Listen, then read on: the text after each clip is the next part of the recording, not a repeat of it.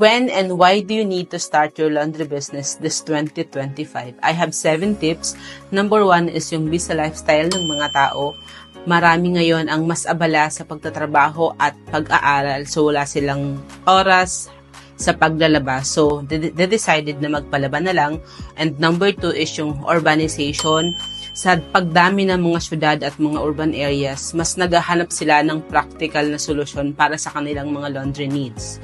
And number 3 is yung convenience. Ngayon, pag nagpalaba ka, mas pinipili nila na sa laundry shop na lang kasi within 2 hours, makukuha mo na ulit or magagamit mo na ulit. And number 4 is yung limitadong space, yung condo, yung apartment, halos wala ng area din na makapaglaba. Even sa condo, wala mga drying cages. So, number 5 is yung kakulangan sa kaalaman, especially marami sa atin yung hindi aware kung paano labhan yung mga pang-opisina. So, they decided na yung kung sino na lang yung eksperto doon. And number 6 is yung epekto din ng klima.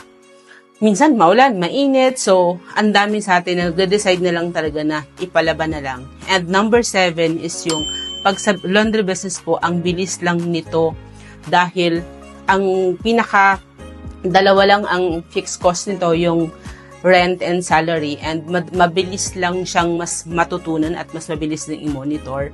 But of course, kailangan yung pumili ng laundry installer na mas makakatulong sa inyo, and yan yung pwede kong sabihin na you have to choose the best, and that is SEM equipment.